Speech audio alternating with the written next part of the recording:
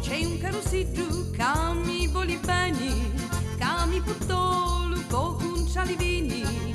Ogni mattina passa e si tratteni, facendo miliardi di vicini. Mi fece zitta che sogno ubriata,